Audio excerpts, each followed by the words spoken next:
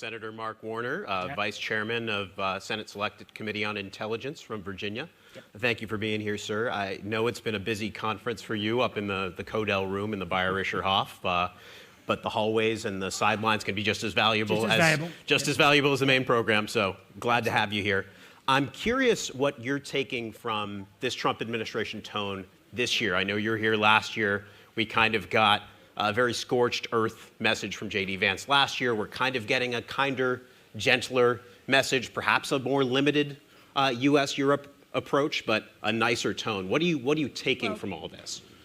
Let's put it like this. It was a pretty low bar to do better than last year. And I think, I didn't hear all of Marco's comments today. I got lots of commentary back about it. I was a little surprised that, my understanding at least, that the words China and Russia were not even mentioned, which is kind of. You think those are big things? I think those are kind of big deals, and it is weird. And I think from a bipartisan basis, all the senators, we kind of go into all of these meetings, and our basic theme is, we really like you guys. We really like you, and then they say, well, then why does the administration do X, Y, Z? And we don't have necessarily, a great response on that. And the whole notion, which I ask myself as well, is this a blip or the new normal? I think our alliances, I think America is stronger with strong alliances. America first doesn't mean America alone. And let me kind of give a specific example that Sure. Policy-wise. If we go back, a month ago, when it was remarkable, the Iranian people were on the streets in record numbers. There may have been this moment where the awful regime could have been pushed aside. I think the president was, thinking about whether it could take kinetic action. And while, the Israelis and the other Arab states said, don't do it, and he chose not to, I think part of the reason he didn't have that full option was because the aircraft carrier that would normally be there in the Eastern Med was part of the 20% of the fleet that was off the coast of Venezuela. And we still don't know how long that fleet is going to have to blockade Venezuela before the Venezuelan oil operations get back. So we didn't have our full military capabilities. And at the same time, what if we would have taken action or really ratcheted up the pressure against, again, an awful regime, the ability for our European partners, many who have, obviously because they have diplomatic relations, huge amounts of ties as well, we couldn't bring that to the table as well because they were appropriately focused on Greenland and the future of NATO. And at the same time, then trying to reinforce the fleet, we're taking a carrier from, from the concerns around China. So I feel like the president sometimes looks at each of these as kind of a one-off standalone deal. And frankly, they're all interconnected. And I don't think he necessarily appreciates that.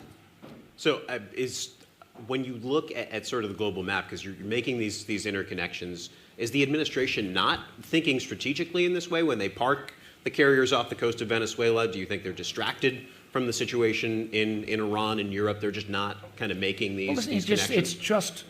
It's just a factual basis. You've got somewhere between 15 and 20% of the fleet off the coast of Venezuela. And we don't know for how long, because if they're going to be there until the Venezuelan oil infrastructure gets back, it'd be 2 or 3 years.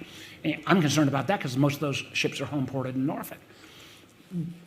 I think Marco has a better understanding, but the idea that then constrains your ability to potentially move in the Middle East, and reinforcing in the Middle East may take away from Indo-PACOM, and at the same time our ability to take on something, for example, vis-a-vis Iran, is limited or cut back if we don't have the full support of the Europeans that could bring other pressures to bear on the regime. I do feel like there's sometimes an enormous lack of connectivity. I mean, if you ask me today, I'm not sure I could articulate in a clear way what the administration's policy really is towards China.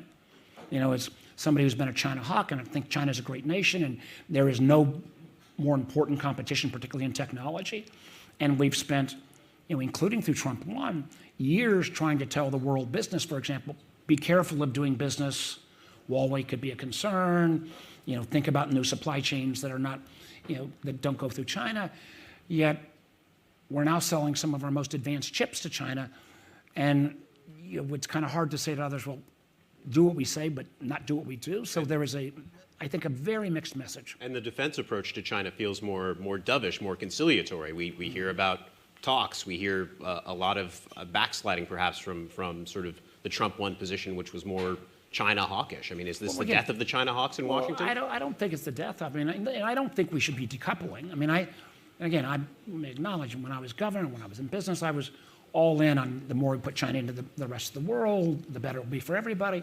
I think there was a fundamental change with the ascendancy of President Xi, where I think he made the conscious decision that primacy of the CCP was going to be more important than anything else.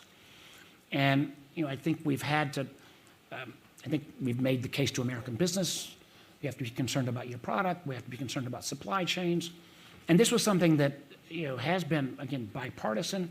The race for AI. A Chinese authoritarian-run AI systems will be very different than a Western-based. So the competition is real, and the message is quite mixed. And that doesn't mean you break off negotiations. It doesn't mean you try to find ways to coexist and collaborate if possible.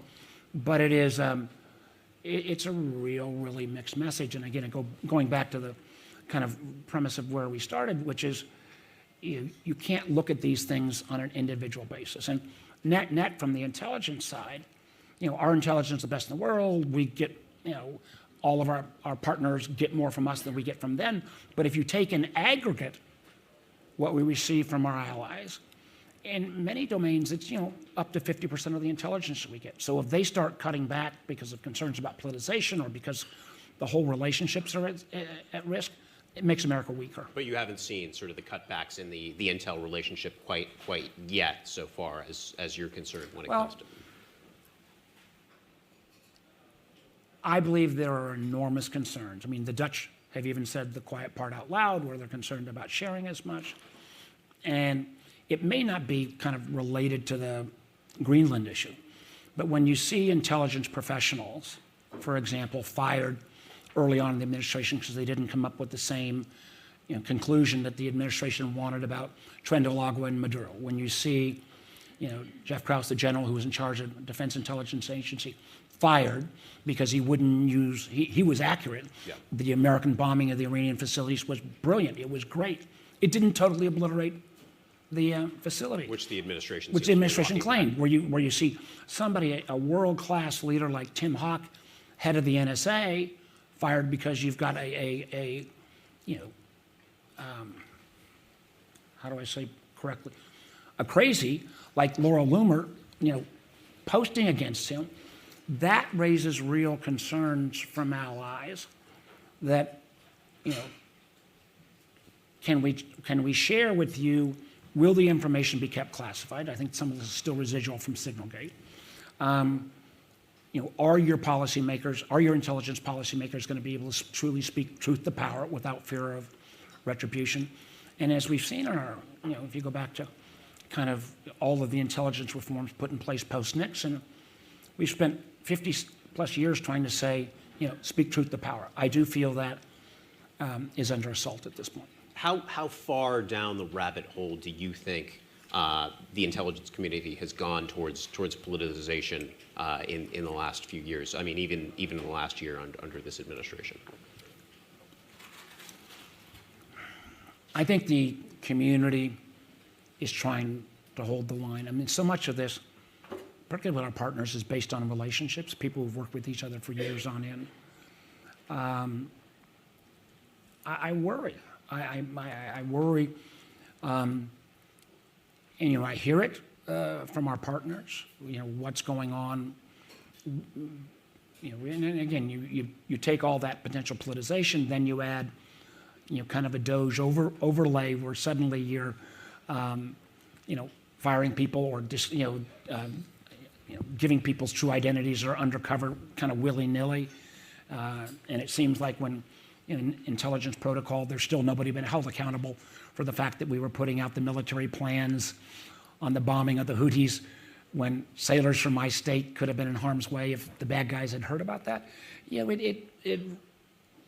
we got to, I believe, and I think, you know, we really have to be there. We all support our military. They get the attention. The men and women of the intelligence community don't get the attention, but they do every bit as much to protect our country as their colleagues in the military.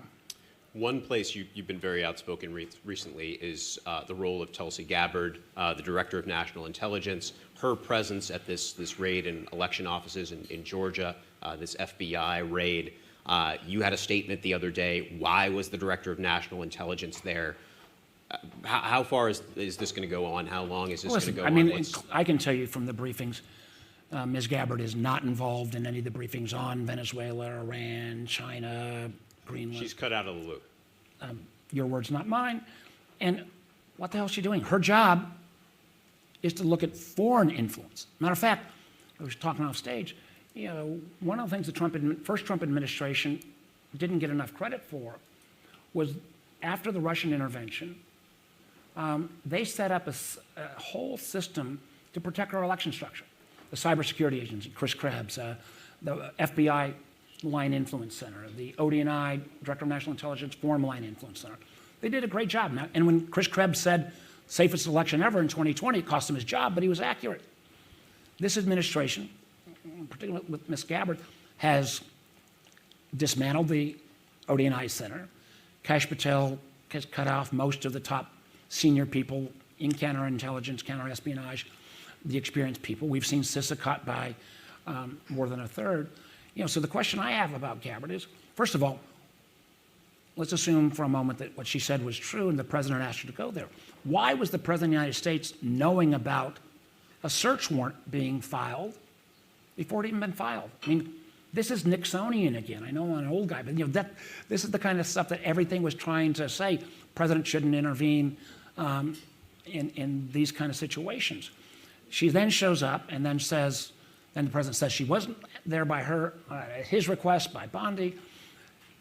Again, there is no foreign nexus, and she's got this individual, this Mr. Olson, who's been sanctioned by the courts, a pure election denier on some wild goose chase, and Lord knows where all he's going and what kind of pass he has to get intelligence.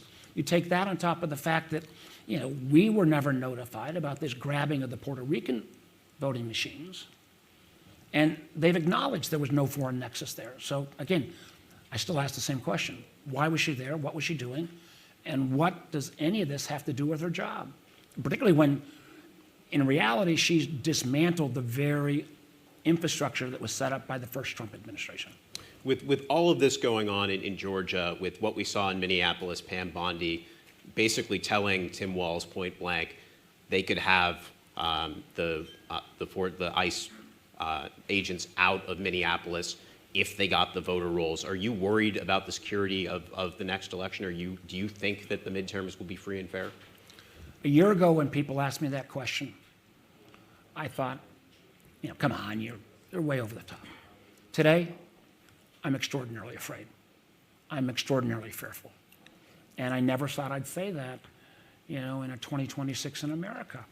You know, the president has said out loud the quiet part, you know, one thing we should learn about Donald Trump is believe what he says. Federalize the elections, Republicans should take over. You know, the idea I get pushback when I say, do you really want ICE roving patrols at your polling stations? People will say, if you're a MAGA person, you say, well, why should you care if, you know, they're American citizens? Well, one, we've clearly seen ICE discriminate against folks of Latino heritage. There are families got mixed status, but even beyond that, and this one we've actually made some progress. The Inspector General at DHS is looking into what DHS is, we you know, urge them to look into, because they are working with, DHS is working with a number of tech companies collecting personal information about Americans.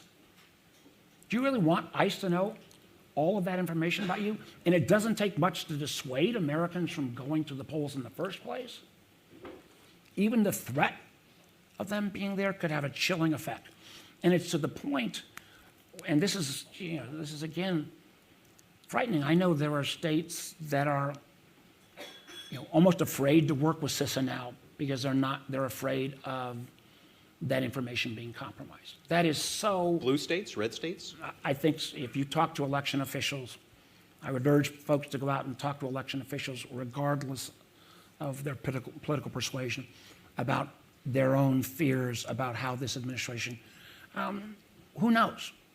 But it's the very mechanism. I still think the foreign interference could happen. I still think Russia and others could, amplify, but I'm much more concerned about, in effect, domestic interference, or somebody like, and I've called for Gabbard's resignation a number of times, but the idea that this director of national intelligence might take a single piece of raw intelligence that's not been validated and put it into the, make it public, and that piece of raw intelligence could then be used as an excuse for Lord knows what to happen. And then the foreign interference scenario, of course, we saw some of that dating back long ago in 2016. When you look at what the Russians, the Chinese, potentially the Iranians are doing, what are the scenarios for them to potentially interfere either in the midterms or in 2028? 2 years ago, we were at this conference. We had all of the tech companies, and it had everybody on, kind of in the AI area as well, saying, okay, making this big announcement that all the companies were going to take down deep fakes in political campaigns. And thank goodness, so far, we've not seen the use of deep fakes that I thought might take place. And the technology's gotten exponentially better. So that possibility still exists. It's a lot cheaper to screw with an election using technology than it is to buy a fleet of submarines. And I think we still have to be on guard on that. And, in many ways, back in 2016, the Russians had to create fake American personas to say really wacky stuff to undermine confidence. Now we got plenty of Americans saying really wacky stuff. And I fear that the Russians or other foreign services, not just the Russians, could use technology to amplify that greatly.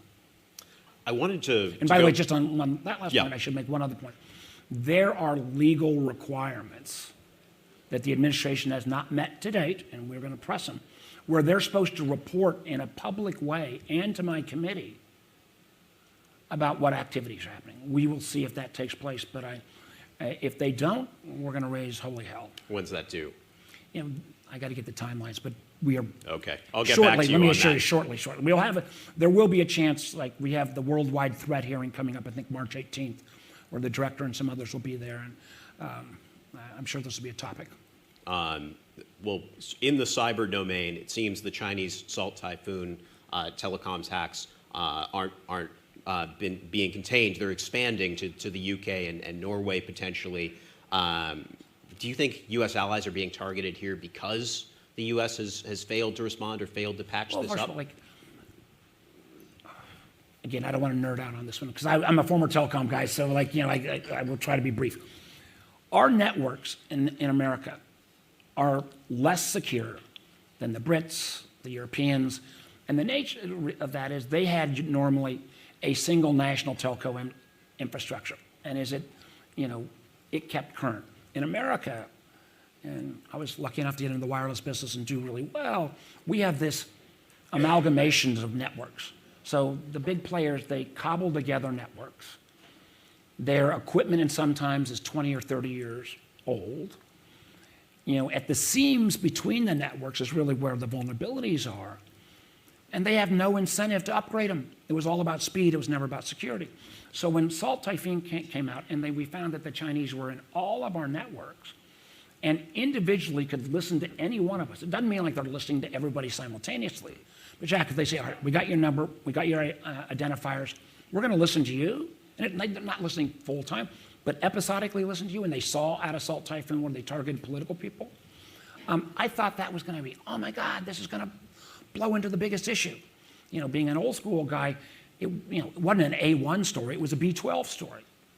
And people, if that, and people, I think maybe they were just immune, thinking, well, gosh, everybody's listening to everything. The telcos have done a decent job of trying to push them out, but we don't know if they're fully out. And we sure as heck no, they can still try to get back in. We are the only nation, if you go to the Brits, you go to the Australians, I don't know the Norwegians, but most other nations have at least a de minimis cyber requirement, cybersecurity requirement. We do in finance, we do in energy, we don't in telcos. And I don't think on a voluntary system, because it will be costly, and there could be a way we could, there's ways to think about spectrum plays and other things to try to give them incentives. But I fear until we get some minimum cybersecurity standards for our telco systems, we're always going to be vulnerable. I think that has to be coupled, I would quickly add, with, we also don't have a cyber offensive strategy. People presume that. Yeah, we're switching out the lights in Venezuela and switching off air defenses in Iran. We have capabilities, but we don't have an offensive doctrine that allows us to punch back as much as we should. And this was an area, again, I thought under President Trump, I disagree with on a lot of things, but his willingness to break the glass on stuff, I thought this would be an area where, hey, lean in, let's articulate a cyber offense strategy. So, our adversaries, China, Russia, Iran, cyber criminals would know that we're going to punch back more aggressively. We still operate, frankly, on rules of engagement that are kind of in the traditional domains. We're not going to pre-position in critical infrastructure. Our adversaries aren't doing that. What does punching back in cyber look like? Well, in 2018, and General Nakasone was head of the NSA, he never fully said this, but I think the record reflects the very entities that were involved in the 2016 penetrations of our election system, the IRA and others, they were taken down, a number of the GRU units and some of the Russian intel units. We have those capabilities, but we don't use them because I'd love to see the telcos have minimum cyber standards, but you cannot do defense alone. So you got to have a combination. I wanted to ask, too, about the recent massive cyber attacks on the Polish energy infrastructure, to the degree that you followed it. A lot of European intelligence agencies have said it's Russia, maybe testing the bounds of Article 5. We haven't heard anything from USG. Do you have any insight into what's happened here? What I can say is Russia clearly has a multifaceted operation against our European friends, not just in cyber, but in a series of domains. And, they are going to push until we push back. And, we met with President Zelensky this morning, and, I think what they're doing is incredible. But I think he's got a rightful question to ask, is that every time that the president is asked about Ukraine, he'll do a jab on Zelensky needs to do more, Ukraine needs to do X. We don't want to hear anything about Putin. And I think until we ratchet up the pressure on Putin, Lindsey has got this bill with Dick Blumenthal to kind of bring in massive sanctions. We ought to go ahead and vote on that. It'll get 85 senators at least. We need to be more unified on a pushback on Putin because he is not going to stop. And, there is no, he's never going to stop for kind of moral or ethical reasons. This man will not stop at Ukraine. He will take advantage of any opportunity he has.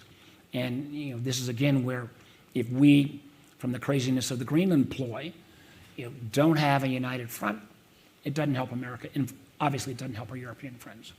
I know you and the congressional delegation just met with Zelensky. I'm curious what the message was there, and in the minute we have left, just curious what he said about Congress backstopping security guarantees, because that was something very concrete he mentioned on this stage yesterday. I think there is an appetite in Congress to do this, bipartisan, number one. Number two, the question is going to be, are the guarantees, he'd like 30 years to 50 years. I think the president's offered 10. That's part of the negotiation. I think we're ready to remember, the last time we voted for aid for Ukraine, 80% of the Congress voted for it. I can take you to the reddest parts of my state, the most rural part where Trump won 75%. I never heard anybody say, hey, we ought to drop Ukraine and go support Russia. I think this was the president's wrong instincts, But I think the vast majority of the American people realize that these alliances and fighting back against autocrats wherever they are is always in the best interest of our country. Senator Mark Warner, appreciate your time. Thank you so much for being here today. We'll take a short programming break, and then Joe Gould, my colleague, will sit down with a couple of Mark Warner's colleagues in the Senate, Jean Shaheen and Tom Tillis. You won't want to miss that, so stick around. Thank you so much, sir. Thank you. Appreciate it.